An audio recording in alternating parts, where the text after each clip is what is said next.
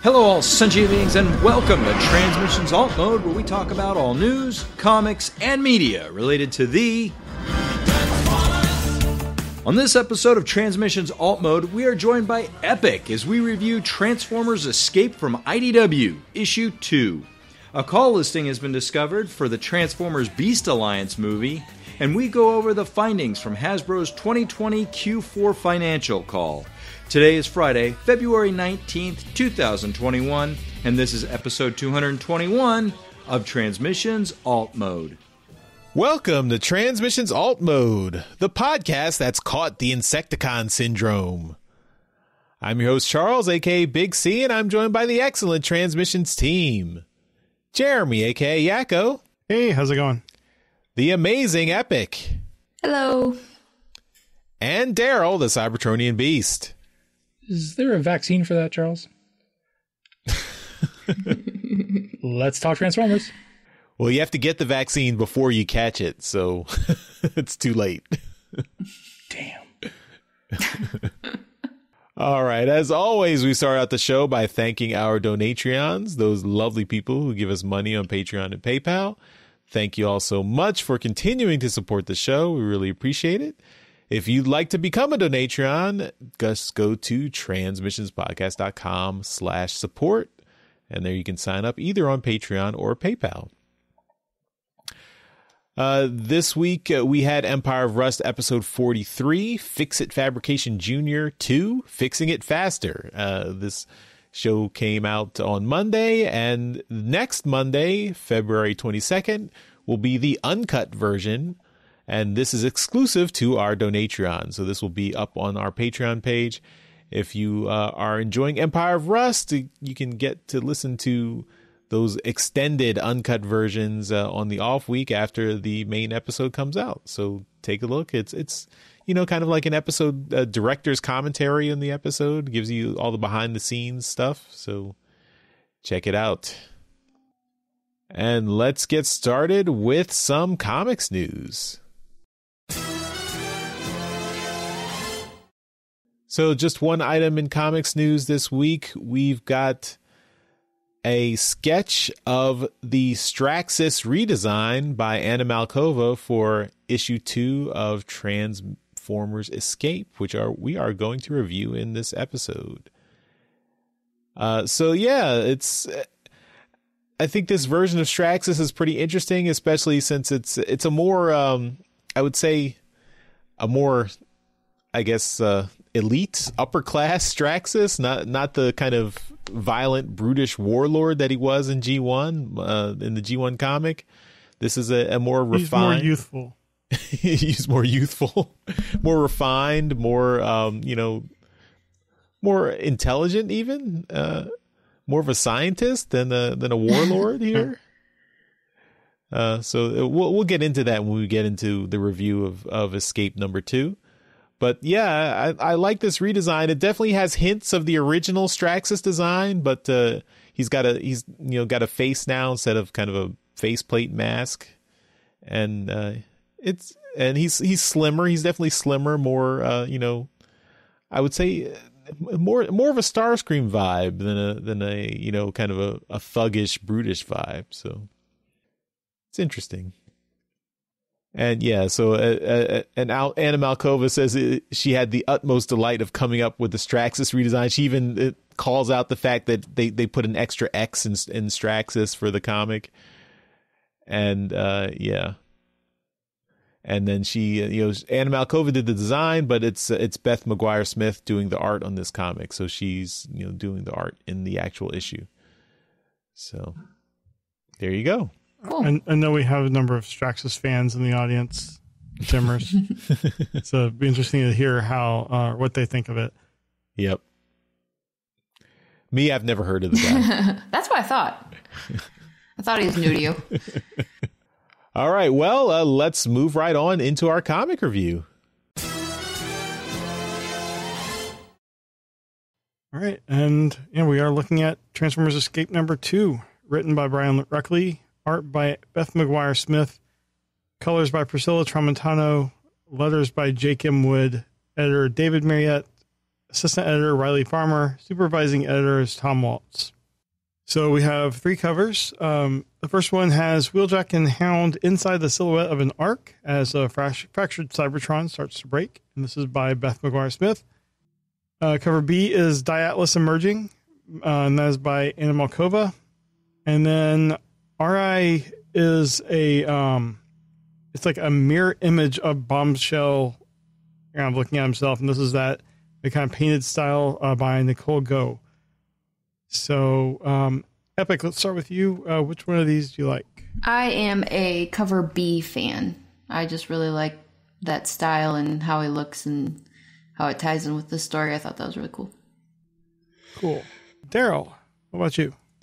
There wasn't a particular cover that jumped out at me this week.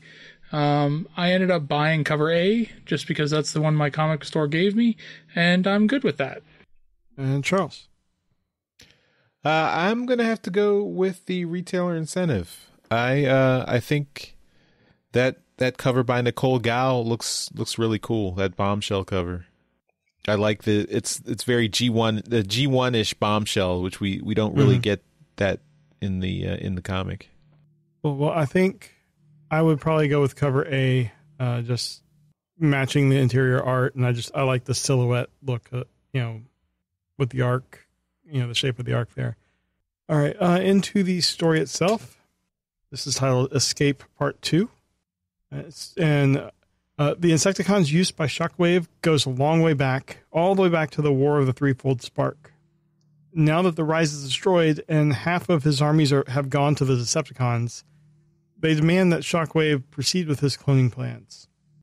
They will be his army, but he demands that they stay hidden, which they haven't been doing. But they tell him that they will stay for now. After they leave, Sound Blaster asks why Shockwave didn't let him know that he's already proceeding with the cloning project.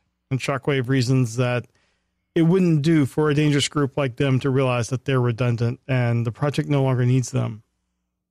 However, they also have abilities that no one is realizing yet, not even them, so he intends on keeping them around for study. Outside of Iacon, Hound and Wheeljack are accompanying groups of evacuees. Wheeljack's trying to understand exactly why Hound cares for the organics so much, so Hound tells him a story of visiting the Aovian homeworld long before its destruction, and of the beauty he saw there, and he feels a sense of duty to preserve what is left of what is lost. Wheeljack understands to a point, even though he's also reached the same conclusions in his own ways, and he agrees that they will help everyone, Cybertronian and organic, leave the planet if they wish. Inside the Crystal City Academy of Research, Highbrow is leading discussions with Straxus to try and get the arcs that he has in Darkmount. Straxus is wondering if anyone has seen his reports about the various geological issues Cybertron has been experiencing. Geomodus speaks up and says that he has, and he confirms Straxus' suspicions. Straxus has already been prepping one of the arcs for his own people to escape, and he agrees to restore the others, but Darkmount does have his priority. On the cliffs above the evacuation route, some Decepticons spot people that are on Megatron's hit list among the civilians. They open fire, causing panic and chaos below. Wheeljack and Hound mount some resistance, while Road Rage is using his flight mode to try and distract the Decepticons from above. Suddenly, the ground trembles, and the Decepticons are shocked to see a great general approach. They scatter in fear as Diatlas comes up to Hound and Wheeljack. In the former Rise stronghold, Shrapnel is approaching Skystalker and explains that they can relate to the tough times that he's been through. Skystalker doesn't think anyone can relate to a city speaker with no Titan. He feels alone, but in that moment, he's also attacked by Bombshell, who injects a cerebral shell into him. This will allow him to be the Insecticon's slave, but still pass undetected. At the site of the attack on the evacuees, Hound is amazed to see Diatlas. Diatlas is kind of amazed as well, describing himself as a version of himself with the parts still emergent. However, he was still restless as he was on the emergent journey, but he returned because a part of him heard a call of distress from friends. As they are discussing this, Road Rage gets a call for help from Nautica. The rear of the convoy is under attack. Tote is taken out by an Insecticon while tossing the Aovian he was carrying to safety. as Road Rage arrives to save Nautica and Mudslinger. The Insecticon recognizes Nautica from an earlier encounter, but Road Rage jumps in and is incapacitated as Hound arrives. Determined to stand up for the organics, he quickly finds himself surrounded by the Insecticons who intend to take his spark. To be continued. So I thought this overall was a good comic. There were some pacing issues I felt, and then I don't know, just the jumping back and forth. I wish they had spent more time on the scenes together without kind of jumping to the other, but I can kind of see why they did it. There were some coloring issues. I don't know if you guys have the same opinion, but like the Sound Blaster he seemed colored a little bit too much like Soundwave. I thought he should have been a darker gray instead of the bluish purple. Yeah, he didn't seem that different to me. I thought it was Soundwave until they're like Sound Blaster. I was like, oh. Yeah, it just it's something that kind of easily could slip through. But yeah, I wish they had fixed that coloring. But I liked presenting Straxus as a scientist, and he wasn't really a foil to them like we were expecting. We were expecting like him not to give them anything, and just right away at the end he was like, sure, I'll let you can have the other 3 arcs. It wasn't really much of a struggle at all. So yeah, that exchange with, is his name Geomodus? Is that how you say it? Well, Geomodus was one of the people. Yeah, the exchange between Geomodus and like Straxus and stuff is like, out of this whole story, what I found the most amusing. Just, oh, should I have not said that? It made me laugh and stuff. But yeah, I agree with like the pacing. I don't want to say I was necessarily bored with this comic and stuff. I felt more like it's more like a comic that set everything up. Yeah. Just all this tension is built, and they're like setting up all the dominoes, and usually, it's just not much. It didn't feel like much happened. I just feel, like I said, like just everything's being set up. Yeah, I think that's a common problem we've been seeing, but I mean, particularly this is right. Issue 2 of, so it is still kind of in the setup period. Epyk, what other thoughts do you have about the book? Otherwise, I mean, I enjoyed it. I liked this art style a lot. I thought it was really touching, the whole little the strips about like him going and seeing that world before it was ruined and stuff. I thought that was really neat take on that. But yeah, I mean, I didn't feel like overly excited about it, or like by the time I finished it, I wasn't just like blown away. It's just like, oh, that's neat. It makes me just want to see what's next, because I feel like a lot of stuff is set up. You've got the Insecticons making their own robot, in a sense, their own clone or whatever, but then to see what's gonna happen with the arcs, are they going to be able to get those built? They just, all the stuff set up. So I didn't feel too like intrigued while reading this, I guess. Okay. Daryl, we got to see a Trax repaint flight mode. What do you think of that? Well, for one, I thought Road Rage was a girl. You have to correct me on that. I can't remember. That's correct. Road Rage is female. Okay, that's my fault. Okay. One, I liked the idea that the Insecticons are much bigger than everybody else. I think that's good. These guys are kind of primitive warriors. They're barbarians. These guys are just big, and I really like that. In the original G1 show, they were smaller. They were easily killed. But these guys look intimidating and quite the squad. The story itself really didn't interest me all that much. I really am not interested in the Cybertronians gaining an appreciation for organic life. It means nothing to me as a reader. They've done this in the past through getting to know humans, and whatnot, and it always ends up badly for the humans. So they're getting to know organics that aren't human.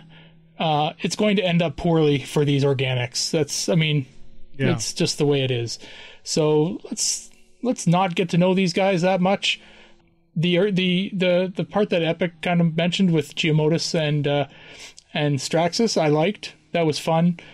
I do actually like the redesign of Straxus. I thought it's very modern. It's I don't know whether I'd go with Starscream but it was it's definitely a kind of an interesting take on the character. I thought what would have made a better story for me anyway was instead of asking Straxus for the arcs, go and take them, steal them. That would be a heist book. Yeah, at least for 1 or 2 issues, they turn it into we got to go get the Straxus is a tyrant. He's taken over this province of Darkmount, and he's got all the arcs. We need to go get some. Yeah, because while it was a funny exchange and it's subverted our expectations of making him just be like, yeah, of course you have the other 3. It's like it definitely, having it been a heist instead would have been more intense and interesting. Sure, and there would have been a possibility of a fight, and maybe some characters that are not A or B, C level characters get killed. So yeah, that's there, but whatever, they've gone this way, and we'll deal with that.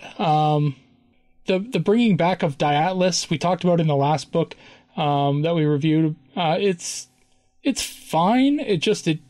He doesn't show anywhere. Like there's no in the art. There's no. Yeah. He's been immobilized and part of a mountain or a wall in a cave for centuries.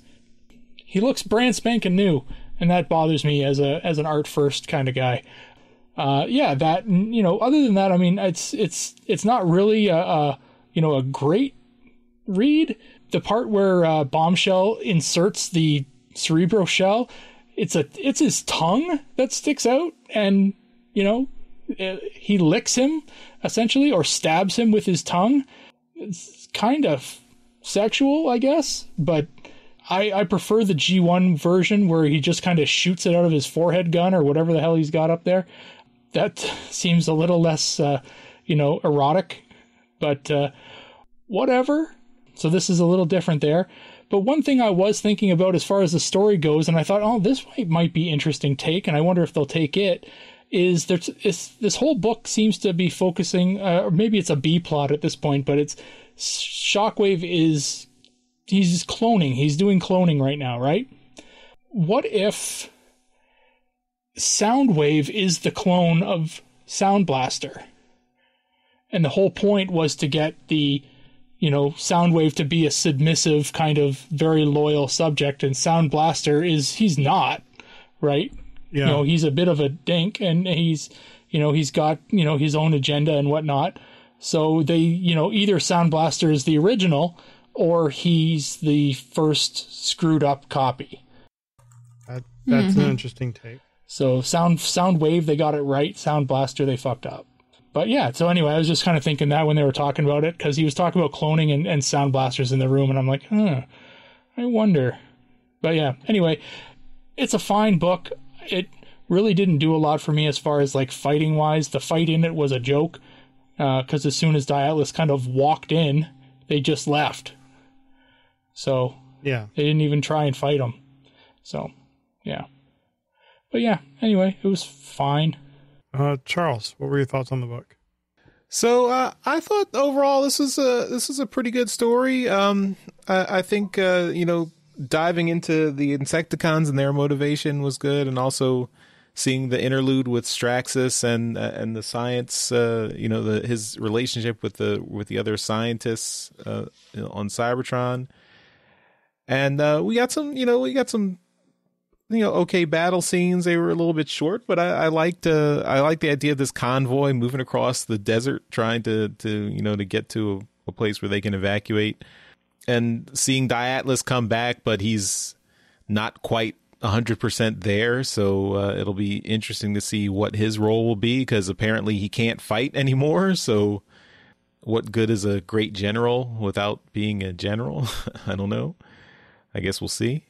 But and the art, I think Beth McGuire Smith's art is well done. I like her more angular style, and I think the coloring complements it too. I think this was Priscilla Tramontano, yeah. So Yeah. I think this was this was a well put together book. I think it's the middle of the story, so it's it's kind of has to just keep us trucking along to move the plot forward. But and it ends on a cliffhanger, so we're looking forward to issue 3 to hope that the convoy can survive the Insecticons. But I thought this was a good book, not a great book, but a good book. I feel like the end of the series is going to be more of a race to get to the arcs to blast off. Mm-hmm. But I do feel like a heist would have been a lot of fun. We don't see enough heist stories in Transformers. Yeah. All right. Well, that is it for our comic review this week. All right, let's move on to Transformers media news. All right, in media news this week, we've got a Transformers Monopoly game. And correct me if I'm wrong, guys, but is this not at least the second or third version of this that's come out since we've done the podcast? I think it is the third. Can never have enough Monopoly versions of things. Need to have at least 5 for it to be a valid Monopoly version.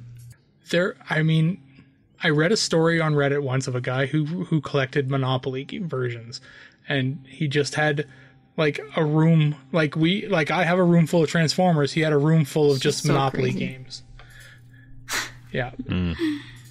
But so there's a Monopoly game for Transformers again, and it's I guess it's going to be for $37.93. It's not bad. It's got all these new tokens for you to use while you're going around. All the monies, Autobot, Decepticon money. All the properties are Cybertronian properties. Well, the houses are Energon cubes, and the hotels are like I think it says Energon bunker. Yeah, so that's cool, right? And it's $40. That's not bad. So I'm not particularly interested in this myself because it's once you got a game because it's Monopoly. Yeah, once you got a game of Monopoly, you pretty much got it. But so if you're a collector of Monopoly out there, or you've been looking for a Transformers version for a long time, well, here's your shot at a new version. It's got the evergreen designs for the Transformers. So. Well, why didn't you say so? So maybe this will be the last version. Yeah. I do notice on here the box they do have to say that the tokens don't convert. There you go. Yeah. This isn't the last version. They got to do a Beast Wars version. Sure. Jeremy, I might throw this next one to you, but we've got coverage of the Hasbro 2020 Q4 and full year financial call. Ho, look out. Somehow I knew you were going to throw that to me. You better. Tell me what you know about this, Jeremy. Well, they are very happy with the Netflix series. Good. So that's good. And also the way that the Netflix series has driven toy sales. Yeah. So, that's good all around. Hey, G.I. Joe is seen as an emerging brand. I don't know. I mean, the Transformers stuff is all good news. It's just, basically they're happy with what's happening around the Netflix stuff. They have, they're managing the COVID-19 stuff, and everything is back, into production. They don't say anything here about your upcoming story that you're going to have regarding movie stuff, other than just saying there are future iterations of Transformers and in different places, and they have new creative stewardship. So I think, it's just good news, kind of the opposite of what we see from the comic, from the IDW reports. Well, I guess the comic side of IDW was good in this last report. Right on. All right. But yeah. Well, I mean, that's okay. I mean, good news is good news. We'll take it.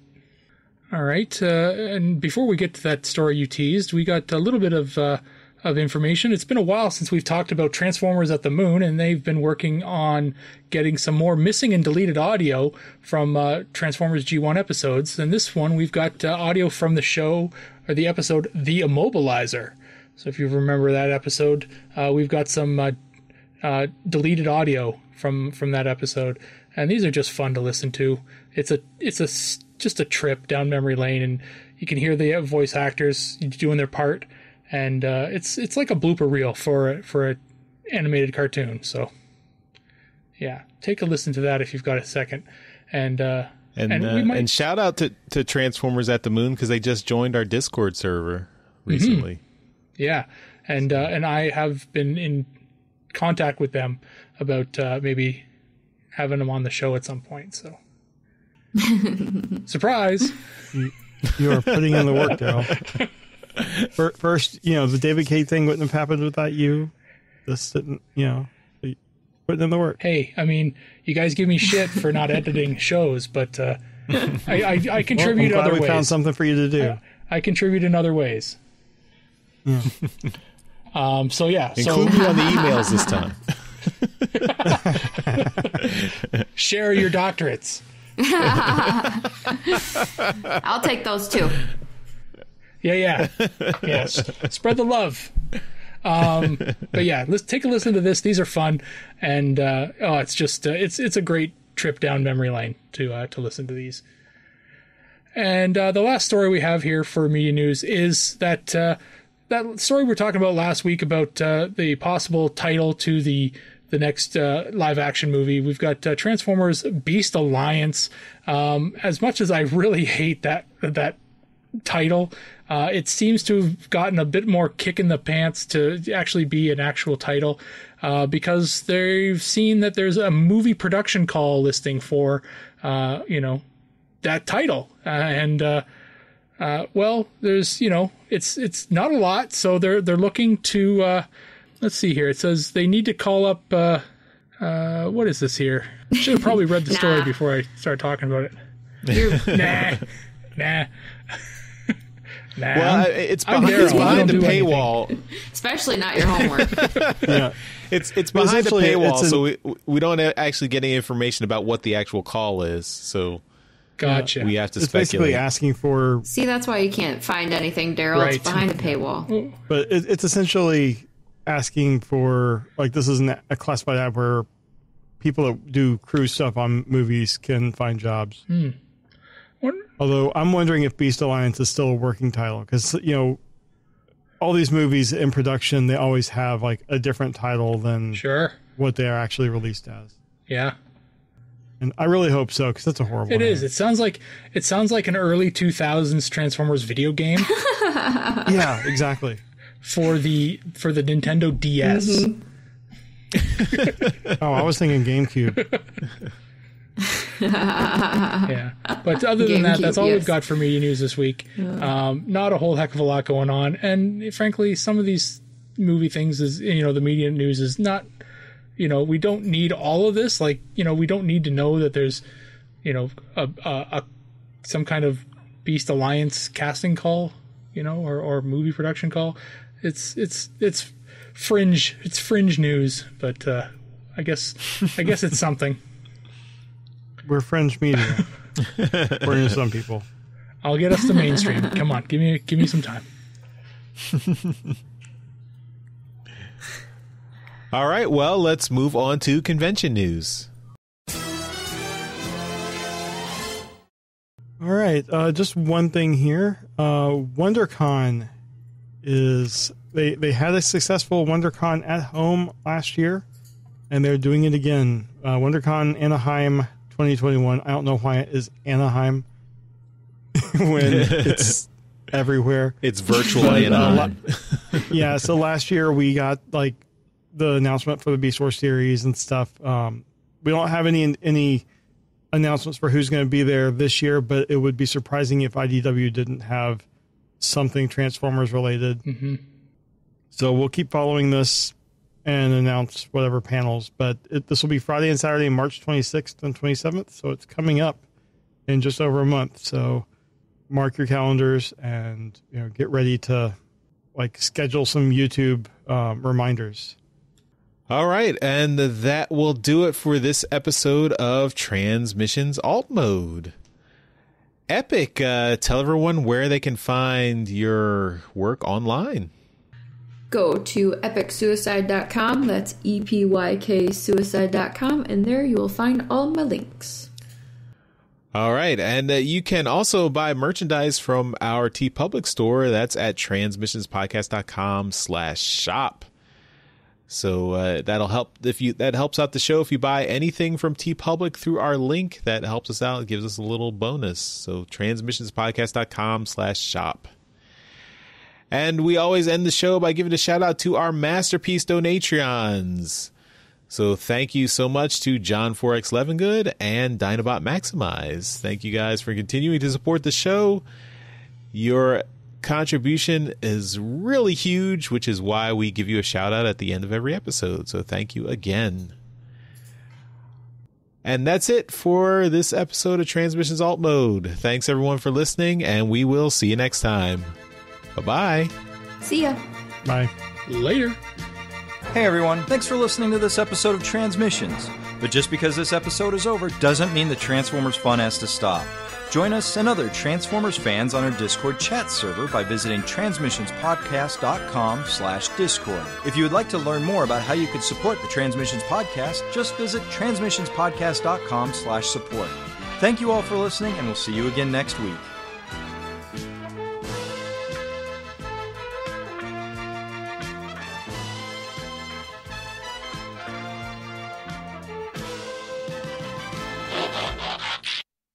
Done. Did it? Done.